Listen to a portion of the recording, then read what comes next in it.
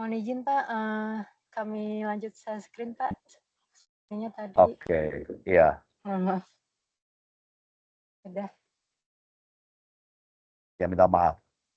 Oke, sampai sini tadi ya. Iya Pak. Eh, ya, minta maaf Bapak Ibu mungkin kedengaran suara di latar saya, kebetulan saya lagi di bandara jadi minta maaf. Dari Jakarta. Prinsipnya memang selalu ada risiko dalam pengadaan dan menjadi penting bagi kita semua untuk tahu atau memitigasinya atau mengantisipasinya.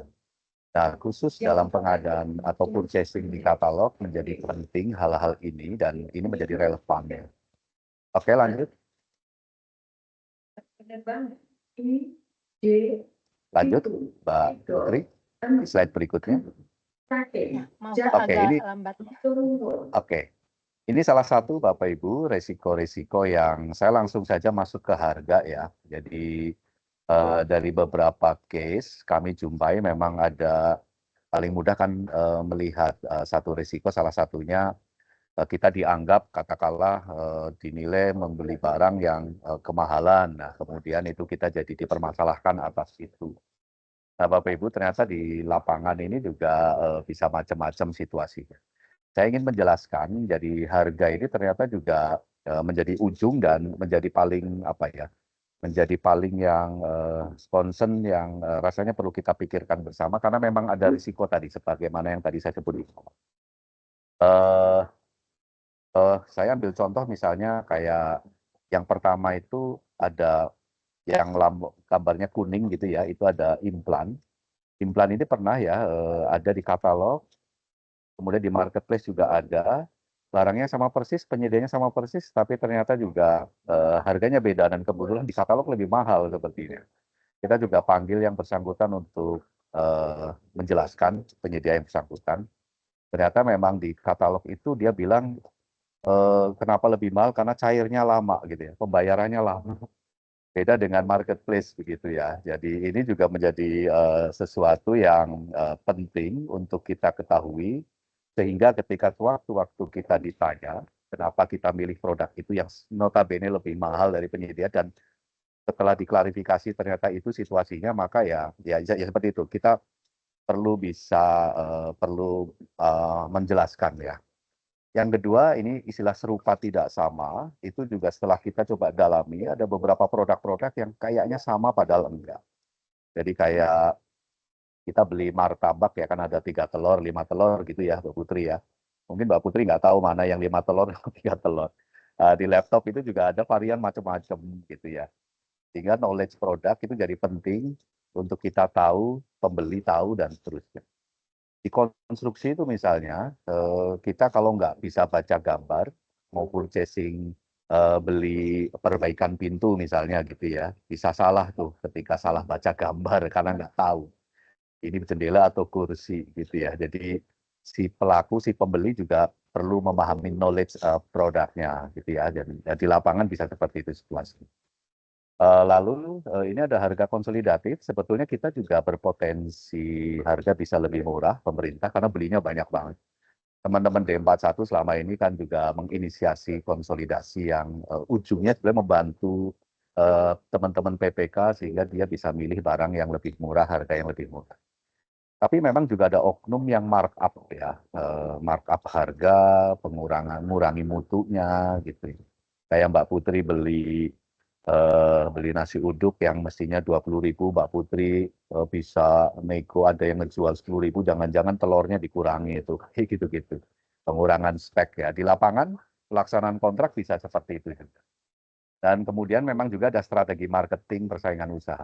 Ini kami juga sempat nemu, Bapak Ibu, di marketplace ternyata ada payung seharga Rp 1.700, ini saya dapatkan dari Kompas ya, saya lupa tanggalnya berapa, tapi ada liputan di situ di mana ada persaingan usaha antar marketplace. Ada payung tuh harganya 1.700. Aslinya sebetulnya sekian kali lipatnya. Ternyata memang dipesan dan nyampe. Kemudian ada juga yang harga kotak makan itu gambar itu Rp 100. Nah, jadi harga aslinya sebetulnya 17.000 atau apa. Dipesan juga nyampe. Ternyata setelah kita di Kompas itu ditulis si marketplace, si pemilik platform itu kayak bakar uang ya. Bayar ke produsen dengan harga yang sebenarnya, tetapi ngejual dengan harga yang murah sekali, banting. Semata-mata untuk kayak supaya diklik banyak lah gitu-gitu ya. Ya ini di lapangan, di pasar. Nah, Bapak Ibu, termasuk katalog boleh jadi akan menghadapi situasi-situasi seperti ini yang menjadi penting bagi Bapak Ibu untuk perlu tahu. Jujur, kami juga kepingin banget membantu teman-teman PPK di lapangan, tetapi boleh jadi masih banyak sekali yang produk-produk yang hari ini kan ada kemudahan tayang gitu ya. Kami ada semacam mencoba nanti di katalog versi terbaru, di versi 6, itu ada sedikit proses-proses kurasi. Kurasi itu termasuk ya ngecek-ngecek sebelum tayang barangnya. eh, eh, Nah, tetapi memang itu sambil berproses ya, bertahap ya, karena memang besar sekali, banyak sekali. Oke, lanjut. Ada sekitar, saya catat ada sekitar 8 atau 9 catatan yang saya ingin share ke Bapak Ibu. Oke, next slide berikutnya. Oke, secara cepat saya ingin sampaikan bahwa purchasing katalog elektronik itu hanyalah salah satu cara di antara beberapa pilihan cara Bapak Ibu berbelanja ya. Jadi selain swakelola, proses pemilihan itu juga ada 4 yang kita tahu, ada 4 opsi, ada tender, ada pengadaan langsung, tunjuk langsung, dan purchasing katalog ini. Masing-masing itu pasti ada plus, ada minus, dan saya yakin Bapak Ibu sudah tahu. Tender sebetulnya bagus karena diserahkan ke mekanisme kompetisi, tapi juga ada catatan-catatan di mana bisa ada sanggah, pengaduan, dan kadang-kadang kita ikut deg-degan ya, banting-bantingan dan seterusnya.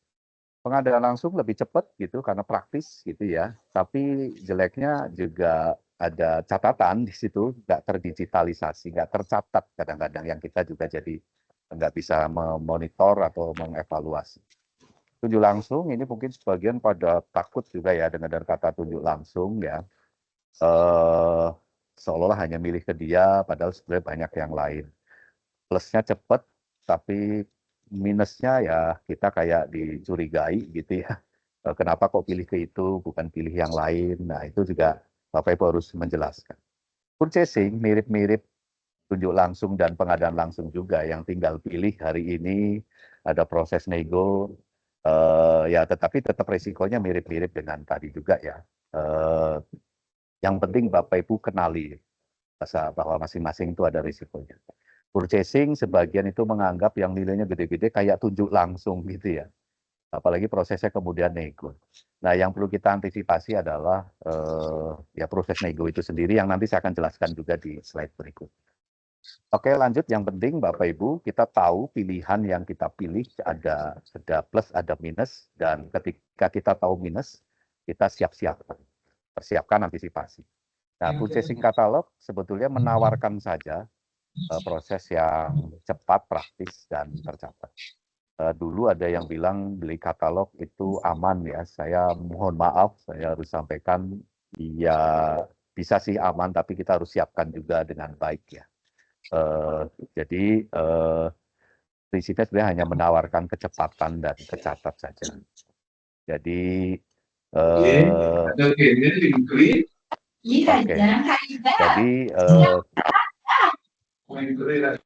jadi katalog itu sendiri sebetulnya hanya kontribusinya itu hanya mengurai dan menyelesaikan proses pemilihan penyedia. Di bawahnya foto gambar HP itu ada perencanaan, ada pemilihan penyedia, pelaksanaan kontrak gitu ya. Katalog itu sebetulnya hanya yang warna biru saja, pemilihan penyedia. Artinya Bapak Ibu, kalau ada yang bocor-bocor itu atau ada yang itu sebetulnya prosesnya tidak serta-merta hanya di proses pemilihan. Dan yang kedua, katalog sendiri hanya menyelesaikan, meringkas saja satu proses pemilihan dan mencatat otomasinya. Oke, next. Lanjut. Bagi penumpang yang mau balik menggunakan Kita tolong di slide berikutnya. Oke, ya. Jadi selain transparan, katalog ini juga menawarkan prinsip terbuka yang sebetulnya sih lebih efektif Bapak Ibu ya, karena pelaku usaha itu bisa kapanpun nawar. Nawar itu menyampaikan produknya dengan harganya.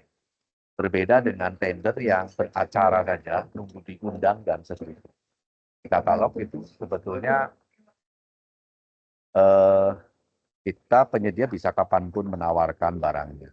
Kemudian teman-teman kementerian, lembaga Pemda juga kapanpun bisa dapat alternatif pilihan produknya. Jadi bedanya kalau di tender ada beracara, nunggu undangan. Tapi kalau di katalog Bapak bisa kapanpun cari, pilih, ya, nego atau mini kompetisi dan seterusnya. Melalui dashboard yang tersedia, stakeholder termasuk inspektorat, Bapak Ibu, hari ini inspektorat sudah menjadi bagian dari katalog juga yang akan memonitor transaksi Bapak Ibu semuanya. Katalog itu kayak ada CCTV-nya dan perilaku Bapak Ibu minta maaf akan kebaca oleh inspektorat. Kami memberikan kemudahan, kebebasan, tetapi tetap kita memperhatikan etika, keadaan dan seterusnya. Lanjut. Nomor 4. Oke, nah pada katalog elektronik, spek dan harga produk yang ditayangkan oleh pelaku usaha, jadi Bapak Ibu, yang nayangin produk itu pelaku usaha, sifatnya belum final. Belum final itu maksudnya begini, kalau Mbak Putri mau beli di Shopee, Gojek, harga segitu ya segitu gitu kan. Beli di Tokopedia, harga segitu ya segitu.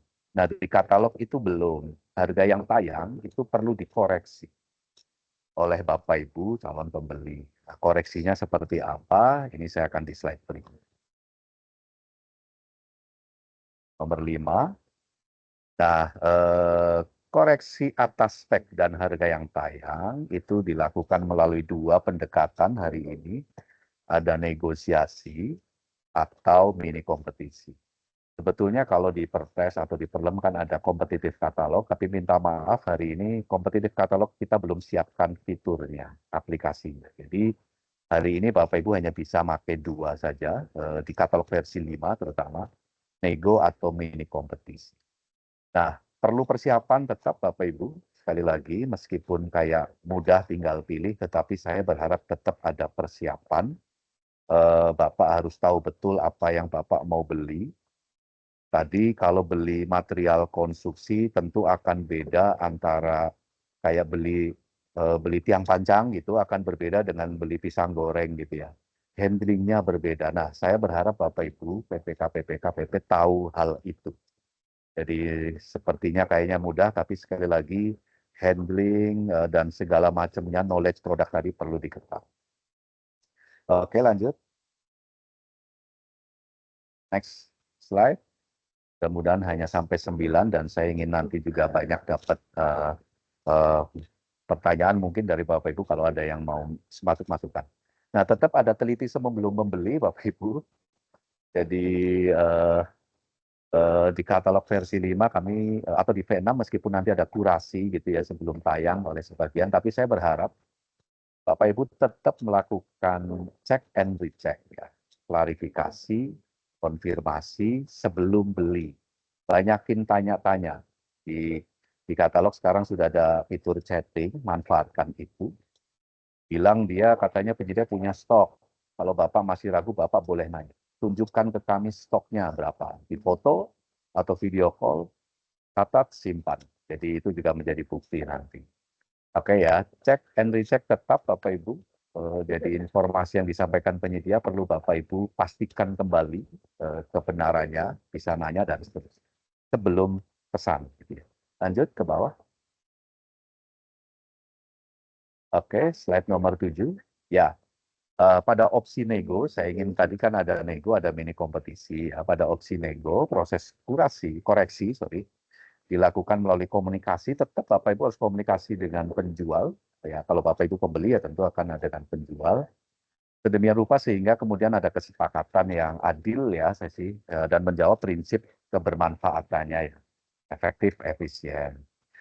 Boleh juga Bapak Ibu ketika penyedianya nolak karena Bapak Ibu negonya terlalu rendah, ya nggak apa-apa juga.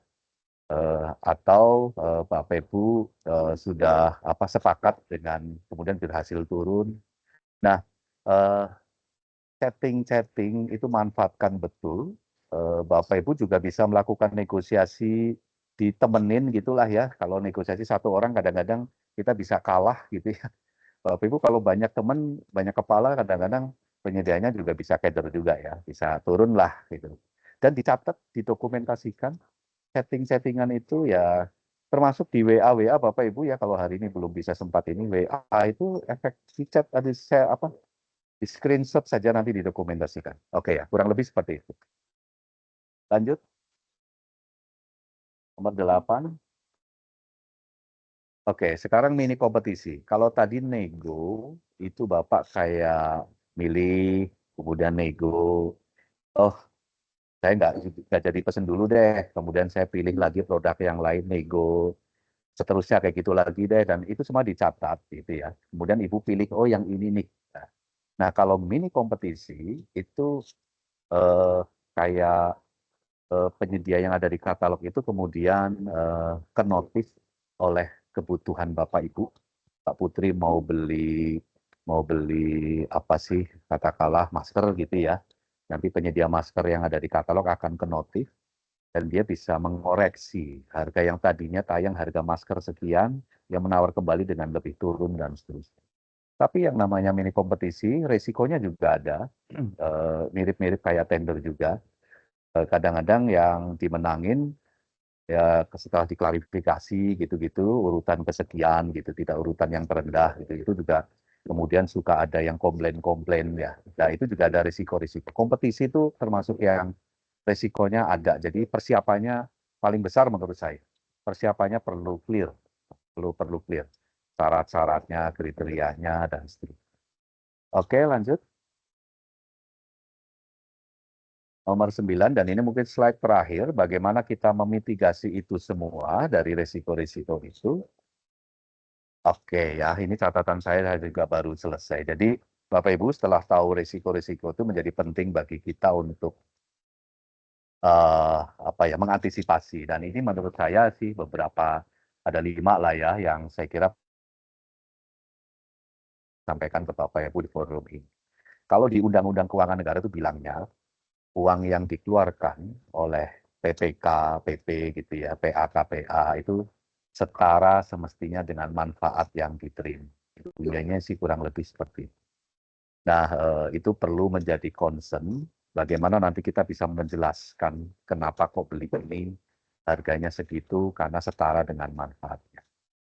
Jadi eh, eh, kemudian ya tentu bisa diterima pertanggungjawabannya ya. Jadi kadang-kadang belanjanya mudah tapi pertanggungjawabannya yang susah.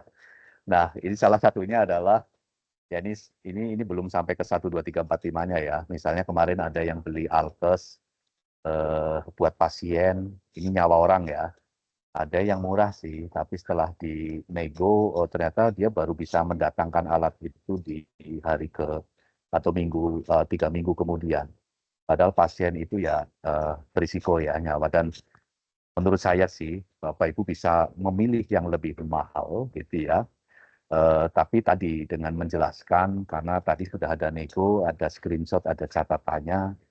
Ini untuk nyawa manusia gitu ya. Ini ada barang sih, besok bisa datang. Nah, itu didokumentasikan hal-hal seperti itu yang menjadi bagian dari ini, bagian dari mitigasi resiko.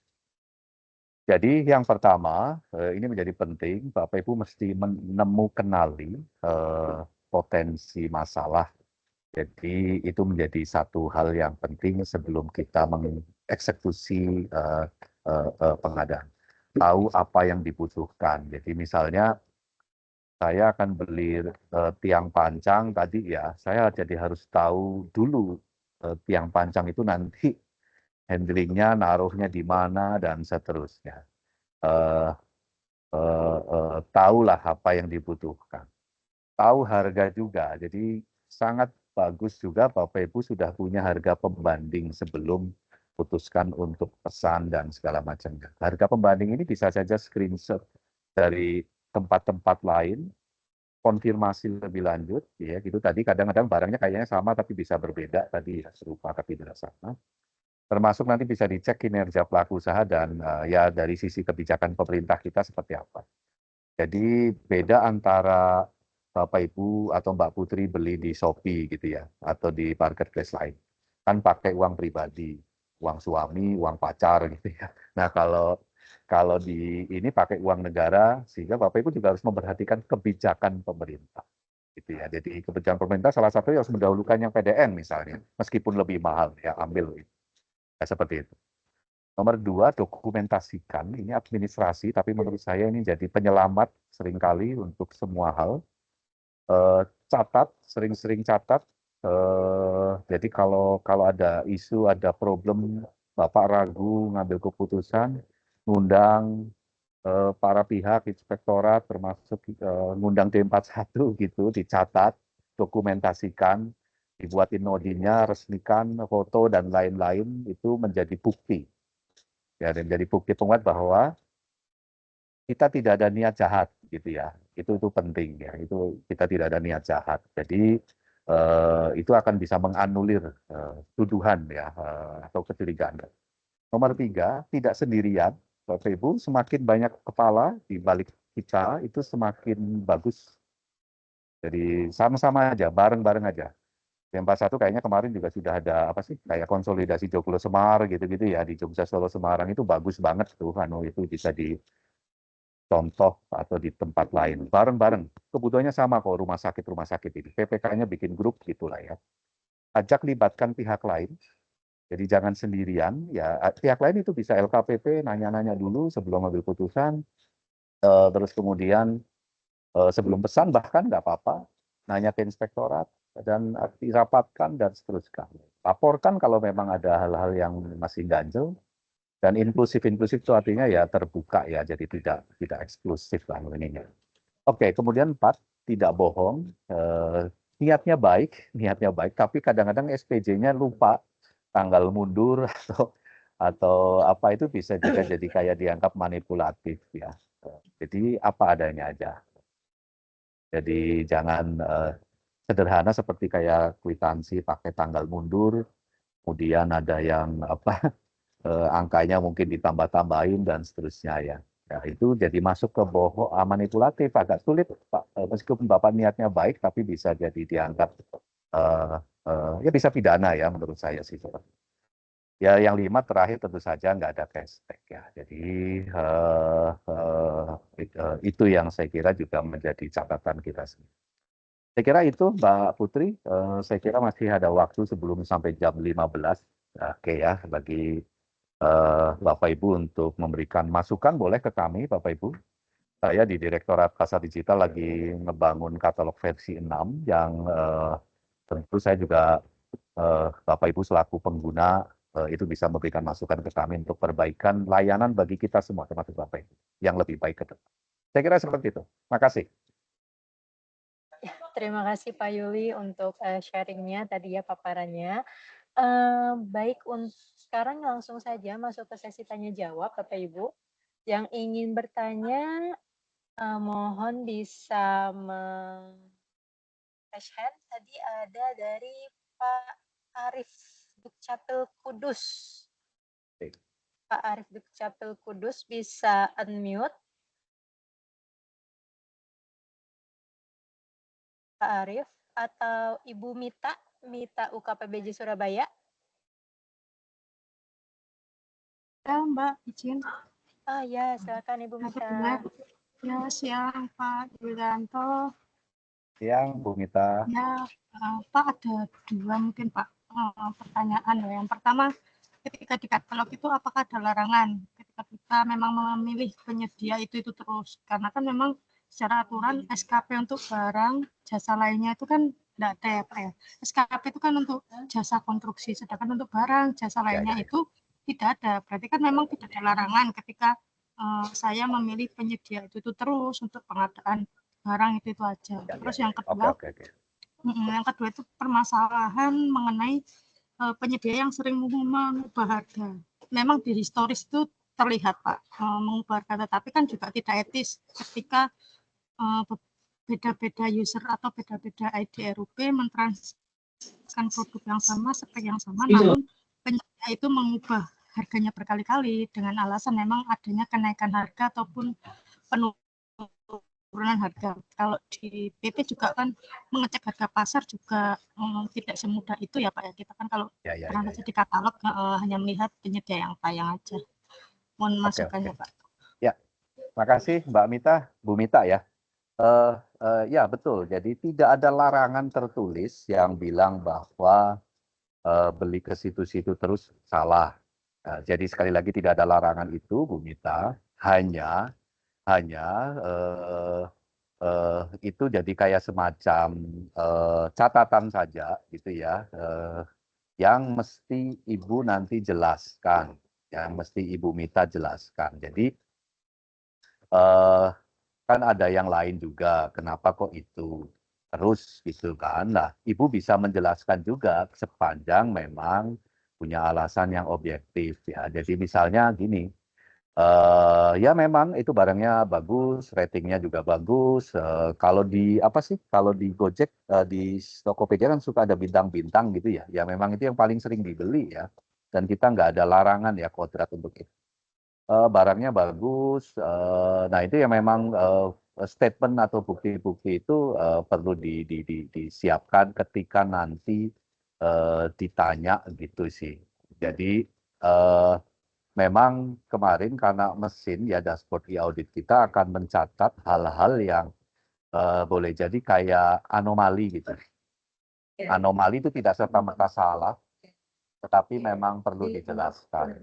Jadi yang penting Bu Mita siapkan penjelasannya, kenapa kok ke situ.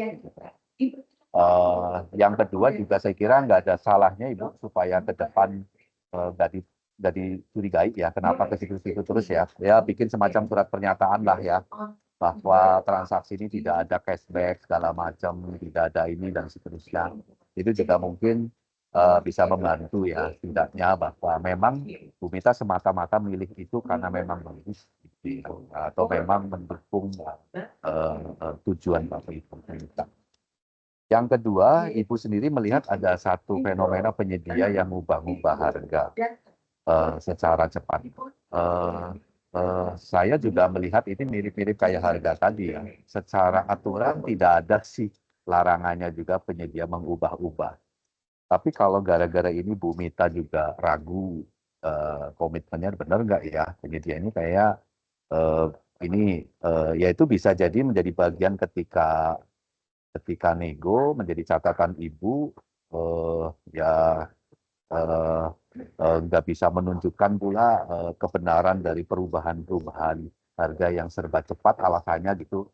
Ibu bisa nanya ke penyedia ya alasannya seperti apa, ditulis. Pakai chatting itu kan juga bisa ini ya. Sepanjang alasan pertimbangan penyedia tadi Ibu nggak bisa terima karena Ibu juga punya pertimbangan lain, ya nggak apa-apa juga, nggak usah dipesan. Nanti akan pesan yang lain. Gitu ya. Jadi lagi-lagi ini pun juga tidak ada aturan tertulisnya mengubah harga secara cepat, tetapi sekali lagi pembeli Ibu punya kewenangan untuk mengambil putusan memilih ini atau tidak dan seterusnya. Yang penting sih didokumentasikan. Hari ini Ibu, teman-teman, ya Bapak Ibu juga sebetulnya punya fitur laporkan. Saya berharap Bapak Ibu memanfaatkan fitur itu semata-mata bisa membantu kami, membantu kita semua. Jadi kayak kalau Bapak Ibu ada lihat informasi pelaku usaha, kalau Bapak Ibu tahu ada informasi penyedia yang tidak benar, Ibu bantu kami, bantu kita semua dengan melakukan klik fitur laporkan. Di katalog itu ada fitur laporkan, maka otomatis akan nyampe ke kami dan produk itu bisa langsung beku. Jadi saya juga berharap Bapak Ibu berani, rajin melaporkan. Ya, jadi itu membantu kita semua. Ketika ada informasi-informasi yang menurut Ibu, menurut Bapak Ibu itu tidak benar ya, informasi yang mereka pilih. Oke, saya kira itu. Terima kasih Mbak Mita. Ya, terima kasih Pak Yuli untuk jawabannya. Langsung saja ke Pak Rifani Paridi. Mohon bisa di-unmute Pak. Bisa juga di-open kameranya, open cam, Bapak Rifani Paridi. Pak Rifani, oke mungkin Rifana. Rifana, mohon maaf. Ya. Pak Rifana, Pak Rifana, atau kalau belum Sudah itu? standby ke halo halo Pak, bisa di-unmute Pak? Silakan Pak Rifana. Belum ya, oke mungkin ke selanjutnya Pak Arif, Oke. Dukcapil Kudus. Pak Arif, Dukcapil Kudus. Ya, halo. Iya Bapak. Sudah kedengaran Sudah, Bapak? sudah Sudah, terdengar jelas Mas Pak, Monggo Pak silahkan. Arif. Ya, terima kasih. Mohon informasi Bapak. Jadi ketika melakukan e-purchasing itu kan sekarang ada harga tertinggi dan juga ada terendah. Nah, ketika melakukan negosiasi penawaran di harga tersebut, apakah saya nggak tahu nih ya, untuk yang di LKPP harga terendah itu apakah memang harga yang sudah secara umum disepakati oleh penyedia? Dalam hal ini kan kalau yang e-purchasing yang sekarang ini kan satu produk barang, itu kan di dalamnya sekarang penyediaannya di situ ada banyak ya, beda dengan dulu. Kalau e-purchasing dulu kan ada katalog barang yang sama, tapi tertera di display untuk yang katalognya dengan penyedia yang beda-beda. Nah, apakah itu harga terendah yang di situ? Misalkan saya nego dengan harga terendah itu, harga yang paling rendah ya dari katalog itu, apakah itu diperkenankan? Karena ada beberapa penyedia yang menyampaikan seperti ini. Karena untuk harga terendah itu kalau kesepakatan dari rata-rata penyedia nggak bisa dengan harga segitu, Mas. Jadi kami nggak berani nawar dengan segitu, itu yang pertama. Terus apakah ada kecenderungan misalkan jika saya misalkan nih, saya menawar dengan penyedia harga 1 juta, ternyata setelah itu dengan barang yang sama, saya juga misalkan nanti tahun depan lagi saya beli, ada kenaikan, apakah dengan harga tersebut penyedia yang lain, penyedia B, dia menawarkan dengan harga 1.500.000, apakah diperkenankan? Karena khawatirnya pernah kami tanyakan kepada penyedia bahwa jika dia membuat harga yang terendah dengan estimasi mungkin karena misalkan saya pinter nego nih Pak ya, saya pinter nego dikasih harga terendah dan padahal di setara harga pasar kadang kan ada penyedia yang ingin untung banyak, ada juga yang untung sedikit. Nah itu dia khawatir nanti kalau misalkan saya kasih harga ini yang untung sedikit, harga terendah, apakah itu nanti mempengaruhi untuk pemilihan penyedia yang lain atau bagaimana seperti itu.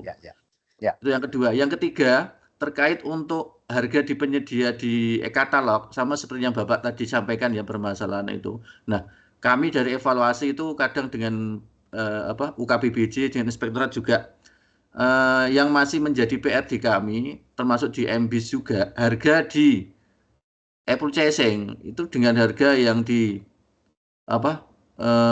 harga di pembelian yang lain Pak ya, kadang itu dengan pembelian yang non e-purchasing padahal sama-sama dikenakan dengan pajak Pak ya, itu harganya selisih ya lumayan lah. Jadi kalau dari segi kita mau bicara efisiensi itu yang kita masih sulit untuk mengontrolnya, padahal prinsipnya e-purchasing kan efisien dan efektif baik dari segi penyelenggaraan dan juga keuangan, seperti itu. Terima kasih Pak.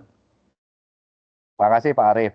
Wah ini pertanyaannya oke lah ya. Jadi menurut saya sih, menurut saya ya, tidak ada istilah harga benar, harga salah gitu ya Bapak Ibu ya. Yang ada itu memang wajar atau tidak.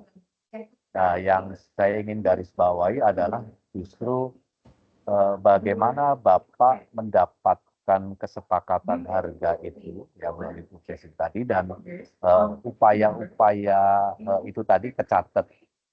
Maksud saya adalah kondisi yang berbeda itu bisa membuat harga juga berbeda. Jadi seperti halnya tadi Pak Arif sampaikan, kalau Bapak ke Jakarta tuh ada pasar pramuka yang suka jual alkes gitu misalnya ya. barangnya bisa sama persis juga sama alkes yang dijual di katakanlah official vendor gitu ya, yang lebih mahal itu bisa jadi. Lebih karena memang ada jaminan ya dan bisa macam-macam ya. Tapi sekali lagi, yang penting ketika Bapak mau beli ada upaya untuk nego atau mini kompetisi, dan itu dicatat. Mungkin seperti itu negonya, upayanya juga Bapak harus bisa menunjukkan dan dicatat lah gitu ya. Ini pertanyaannya Pak Arief, kayak juga Bapak sama-sama tender barang yang sama, tapi beda pokja gitu ya, atau beda waktu saja, itu bisa harganya juga bisa berbeda ya hasil tender. Jadi sekali lagi sih menurut saya yang penting eh, eh, Bapak ketika tadi tahu Pak Arief ada harga yang lebih murah, itu bisa jadi referensi Bapak untuk Bapak menego ke eh, ke ke pelaku usaha tadi yang nayangin harganya di katalog. Sekali lagi, harga di katalog itu harga yang tayang itu sifatnya sementara dan memang harus dikoreksi. Ketika yang bersangkutan tidak bersedia, penyedia tadi, ya Bapak juga boleh untuk tidak lanjut dengan dia gitu ya. Itu juga mereka juga akan mikir lah biasanya ya, kalau nggak kebeli sama Bapak dan seterusnya. Nah, yang ketiga saya kira tadi ya, mungkin ke depan ada bagusnya juga Bapak Ibu melakukan suatu konsolidasi, jadi belinya langsung dalam jumlah besar.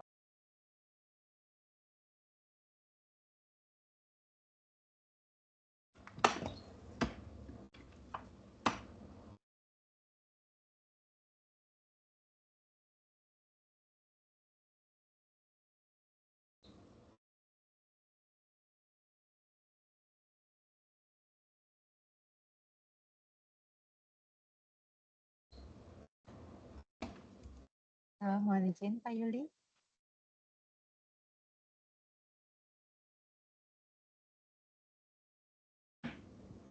Ya, mungkin Pak Yuli lagi ada kendala jaringan, Bapak Ibu mohon dapat ditunggu.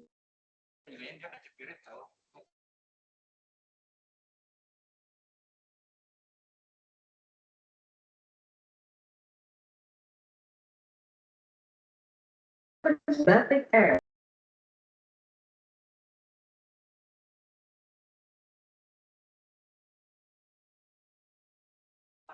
Mohon ditunggu sebentar Bapak Ibu ya. Pak Yuli ada kendala jaringan begitu.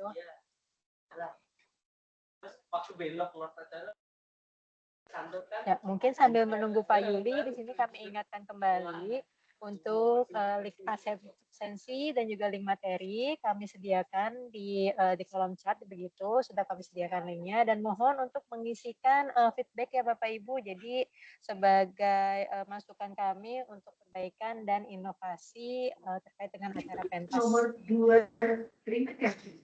Your attention please. This is the final call for Batik Air passengers Izin, on Pak flight Yuli. number IG736.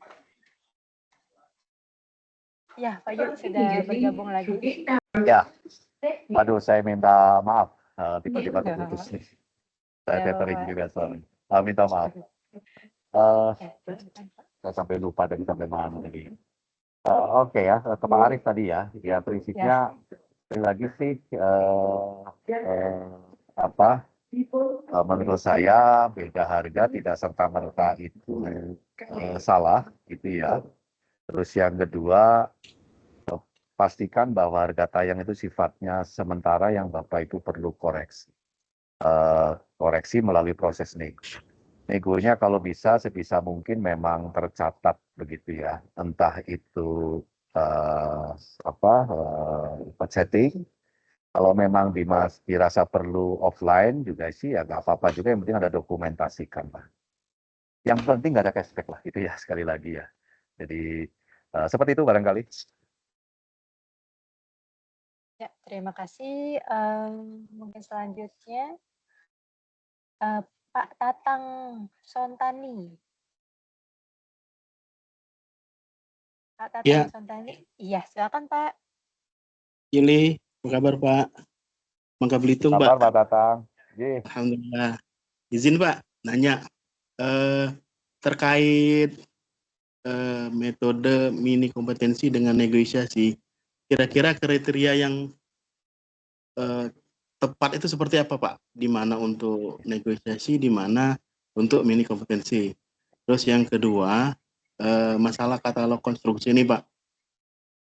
Kalau tender, istilahnya kita mungkin jelas Pak ya, kita ada spek teknis, ada ini. Tapi di katalog ini nanti kebanyakan penyedia di etalase itu banyak nyebutin istilahnya merek, cat atau apa, itu akan terjadi permasalahan ketika di lapangan Pak.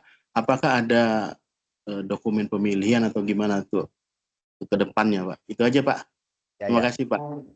Makasih Pak Tatang. Ya, Ya, hari siap. ini kami memang buat secara letterless kriteria kapan Bapak nego, kapan Bapak minkom gitu ya. Jadi hari ini kami menyerahkan sepenuhnya ke PPK untuk memilih salah satu. Jadi saya pun juga sampai hari ini saya belum bisa bilang bahwa mini kompetisi lebih bagus dibanding nego gitu ya, atau ya sebaliknya.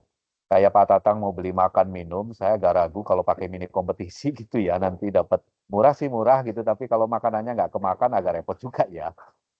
Kayaknya kok agak ini. Tapi kalau teman-teman Kementerian Kesehatan tuh banyak beli alkes-alkes yang gede-gede tuh pakai Minkom. Sekarang kita udah terbitkan juga mini kompetisi jasa konstruksi juga sudah mulai banyak. Mini kompetisi itu ada syarat juga sih ya, yang namanya kompetisi ya. Kita ingin pastikan bahwa pesertanya juga apa ya, istilahnya oke lah, atau sama sebetulnya kualifikasinya, harapan kita awalnya.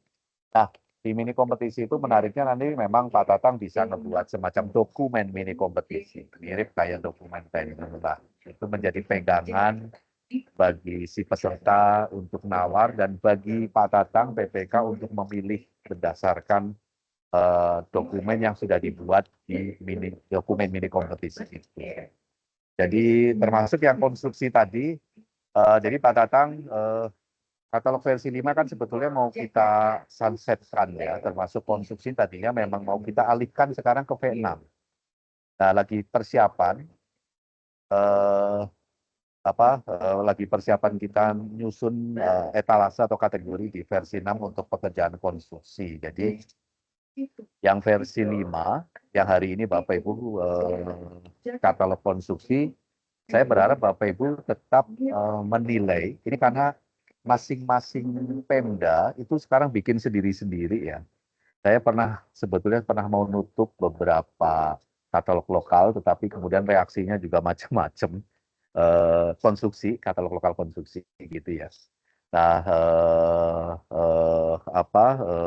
ya prinsipnya Bapak Ibu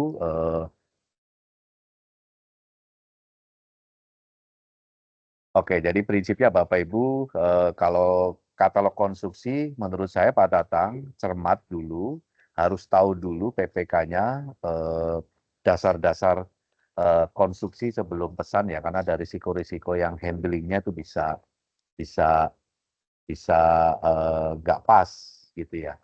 Jadi kalau memang nggak cocok dengan konstruksi, boleh sekali lagi untuk tidak pakai katalog, tender saja, gitu ya, tender saja. Kalau konstruksi misalnya terlalu rumit, jadi konstruksi yang di katalog itu yang simple-simple, yang standar sebetulnya ya.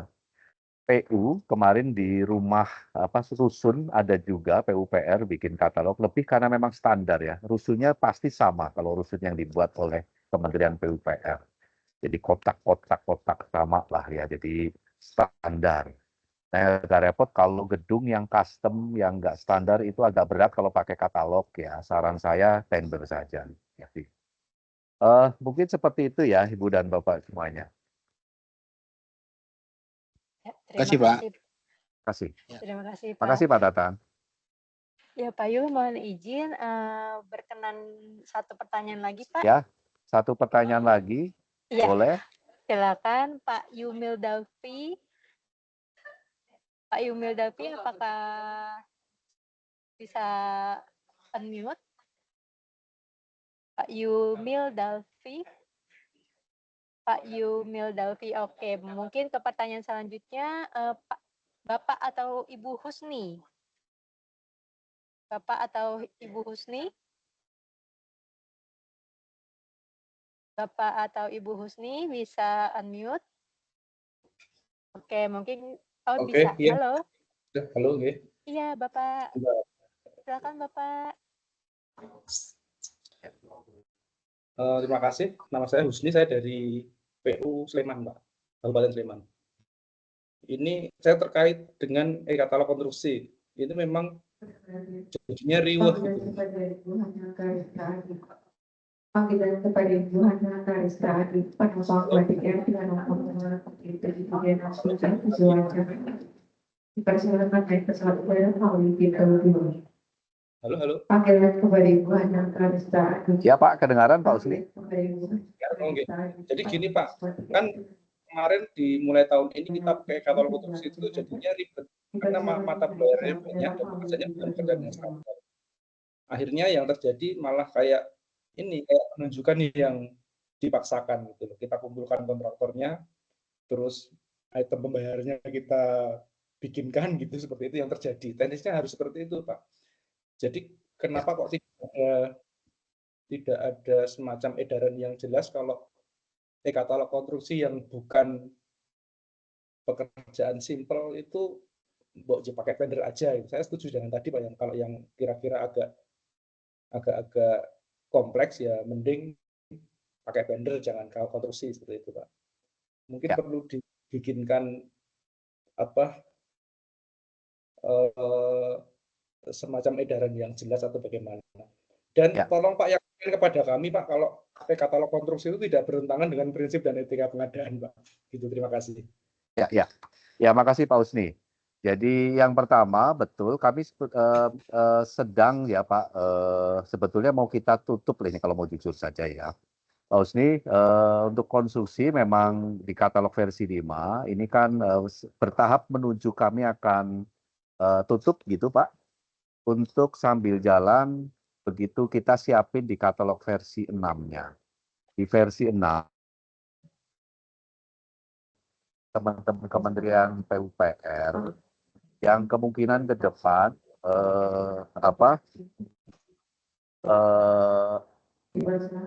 macam kayak analisa harga satuan itu masuk embedded nanti di dalam sistem. Jadi kayak si pasti begitu, mungkin Pak Husni pernah dengar. Itu kemungkinan ini sedang kami jajaki untuk merger gitulah, untuk integrasi dengan katalog. Jadi nanti di katalog versi 6 itu akan ada muncul kayak materialnya, ada 1.300-an material konstruksi, kalau nggak salah. Ada alat, ada pekerjaan, tapi yang sifatnya hanya standar, dan ada kemungkinan kita siapkan BO model kayak analisa harga satuannya, ini sedang kita jajaki Pak.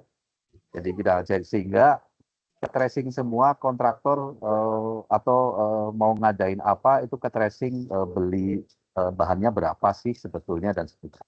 Provision B.